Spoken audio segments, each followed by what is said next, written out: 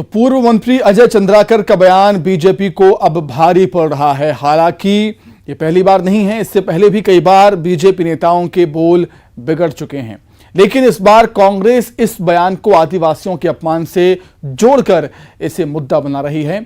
इधर बीजेपी का कहना है कि आदिवासियों का सम्मान बीजेपी करती है और अपराध के मामले को लेकर सरकार पर तंज भी कसा।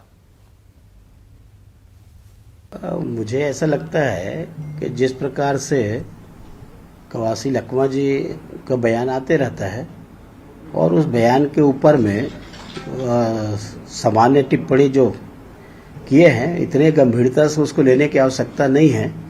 और जहाँ तक आदिवासियों के मान सम्मान और अपमान की बात है, तो हमेशा भारतीय जनता पार्टी ने आदिवासी समाज का सम्मान किया है। 15 साल में हम लोगों ने उनके आरक्षण को भी 32% किया। अनेक कार्यक्रम आदिवासी समाज किए हैं और आज भी आदिवासी समाज का हम सम्मान करते हैं। सीएम भूपेश बघेल के गृह जिले में कल बीजेपी की अहम बैठक होने वाली है। बैठक में छत्तीसगढ़ की प्रभारी डी पुरंदेश्वरी, नितिन नवीन, शिव प्रकाश शामिल होंगे और इसके साथ साथ छत्तीसगढ़ के सभी वरिष्ठ नेता शामिल होंगे। विधानसभा चुनाव में हार के बाद पहली बार बीजेपी की बड़ी बैठक सीएम के गृह जिले में होने जा रही है। मिशन 2023 की तैयारियों में बीजेपी जुटी हुई है और दुर्ग में मंथन करेगी। राष्ट्रीय कार्य समिति की बैठक हैदराबाद में संपन्न हुई। उसके बाद में प्रदेश के पदाधिकारियों की बैठक रखी गई है और इस पदाधिकारी की बैठक में जो राष्ट्रीय कार्य समिति के जो विषय हैं, उन विषयों का वहाँ पर क्रियान्वयन, चर्चा और चर्चा के बाद में उसका क्रियान्वयन, तो उन सारे मुद्दे को लेकर के चर्चा होगी और इसीलिए प्रदेश पदाधिकारियों की बैठक उसमें। चलिए, अधिक जानकारी के लिए हम सीधे रुख कर लेंगे। हमारे संवाददाता मिथिलेश जुड़ गए हैं लाइव इस समय। मिथिलेश, चुनाव को लेकर ऐसी बैठकें तो लगातार होती ही रहती हैं सियासी दलों की, लेकिन बीजेपी के लिए बैठक इसलिए अहम है क्योंकि ये सीएम भूपेश बघेल के गढ़ में है।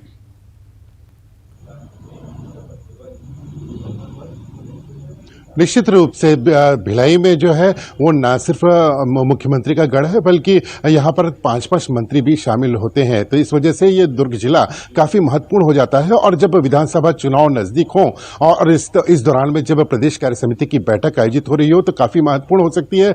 कल ये प्रदेश कार्य समिति की पूरी बैठक होने वाली है, जिसमें भाजपा के प्रदेश प्रभारी डी पुरंदेश्वरी सहित कई दिग्गज यहाँ पर पहुंचेंगे और इस पर मंथन किया जाएगा, क्योंकि आने वाले समय में चुनाव का वक्त, विधानसभा चुनाव है, किस तरह से राज्य सरकार को घेरा जा सकता है, इस पर रणनीति बनाई जाएगी और खासतौर पर ये कार्यकर्ताओं को चार्ज करने का प्रयास किया जाएगा कि वे आने वाले समय में जो है वे पूरी तरह से जुट जाएं, क्योंकि आने वाला समय चुनाव का वक्त है। किस तरह से हम राज्य सरकार के घेर सकते हैं, किस तरह से उनकी विफलताओं को बता सकते हैं और किस तरह से केंद्र सरकार की जो अच्छी योजनाएं हैं, जो आम लोगों से जुड़ी हुई है, उनको किस तरह से पहुंचाना है, ऐसे तमाम विषयों पर यहाँ पर चर्चा की जाएगी। कई वरिष्ठ दिग्गज नेता अपने सुझाव रखेंगे। यहाँ पर कई बड़े नेता यहाँ पर शामिल होंगे। तो निश्चित रूप से भिलाई में कल जो आयोजित होने वाली जो कार्य समिति की बैठक होगी, काफी महत्वपूर्ण होगी।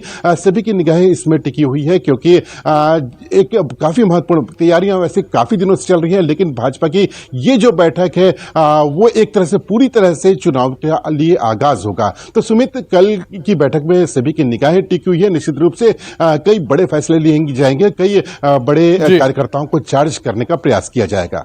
ठीक है मिथिलेश, आपका बहुत धन्यवाद जुड़ने के लिए और तमाम बातचीत के लिए। आगे बढ़ते हैं। बीजेपी के प्रदेश सह प्रभारी नितिन नवीन ने कांग्रेस विधायकों से राष्ट्रपति पद की उम्मीदवार द्रौपदी मुर्मू को वोट करने की अपील की। रायपुर पहुंचे नितिन नवीन ने कहा कि देश को अवसर मिला है आदिवासी महिला को राष्ट्रपति बनाने का। इस गौरव में छत्तीसगढ़ के आदिवासी भी जुड़ना चाहते हैं। द्रौपदी मुर्मू आदिवासियों के सम्मान का प्रतीक हैं। कांग्रेस के सारे विधायकों को उनका समर्थन करना चाहिए। उन्होंने कहा कि आदिवासियों का सम्मान प्रदेश सरकार नहीं करेगी तो इसका जवाब मिलेगा। छत्तीसगढ़ एक आदिवासी बहुल राज्य है और यहाँ पर आदिवासियों का सम्मान हमेशा छत्तीसगढ़ में बढ़ा रहा है। हमारी सरकार ने लगातार छत्तीसगढ़ में और खास करके आदिवासियों के सम्मान के लिए हमेशा काम किया। आज देश को अवसर मिला है कि एक आदिवासी महिला को इस देश का राष्ट्रपति होने का, और इस गौरव से छत्तीसगढ़ के ट्राइबल्स भी जुड़ना चाहते हैं। उन आदिवासियों के सम्मान के प्रतीक के रूप में द्रौपदी मुर्मू नजर आ रही हैं और मुझे लगता है कि आज छत्तीसगढ़ की भूपेश सरकार को उनके सारे विधायकों को द्रौपदी मुर्मू जी का समर्थन करना चाहिए, लेकिन कांग्रेस अलग राग अलाप रही है। मैं भूपेश सरकार को चुनौती देता हूं कि अगर उन्होंने छत्तीसगढ़ के ट्राइबल्स का सम्मान नहीं किया तो छत्तीसगढ़ के आने वाले चुनाव में छत्तीसगढ़ की जनता उनको जवाब देगी। और मेरा मानना है कि अगर छत्तीसगढ़ में जितने विधायक हैं ट्राइबल से, उनको वहाँ उन्हीं की जनता घेरेगी अगर वो ट्राइबल्स महिला का विरोध करेंगे। छत्तीसगढ़ के कर्मचारी 25 जुलाई से एक बार फिर कलम बंद काम बंद आंदोलन पर जा रहे हैं। आंदोलन को कई कर्मचारी संगठनों का साथ मिला है। कर्मचारी के आंदोलन पर जाने से कामकाज प्रभावित हो सकता है। कर्मचारियों के आंदोलन को लेकर बीजेपी ने राज्य सरकार पर निशाना साधा और कहा कि इस सरकार से कोई भी वर्ग संतुष्ट नहीं है। वहीं कांग्रेस ने कर्मचारियों से आंदोलन पर नहीं जाने की अपील की। आपको बता दें कि प्रदेश में 4 लाख से अधिक नियमित कर्मचारी और 2,34,000 से अधिक अनियमित कर्मचारी हैं। अधिकारी कर्मचारी फेडरेशन महंगाई भत्ता और गृह भाड़ा भत्ता की मांग को लेकर आंदोलन पर जा रहा है। अधिकारी फेडरेशन के प्रदेश संयोजक माननीय कमल वर्मा जी के द्वारा डीए और एचआरए को मांग को लेकर 5 दिन का निश्चितकालीन आंदोलन आगाज किया गया है। तो इसी तारतम्य में छत्तीसगढ़ संयुक्त अनियमित कर्मचारी महासंघ के पूरे प्रदेश के 1,80,000 अनियमित कर्मचारी भी अपने नियमितीकरण की मांग को लेकर इस आंदोलन में सम्मिलित है। पूरे प्रदेश के लगभग 7 लाख कर्मचारी टोटल काम बंद कलम बंद करने वाले हैं। टोटल 9 दिन तक लगातार सभी शासकीय कार्यालयों के कार्यालय बंद रहेंगे।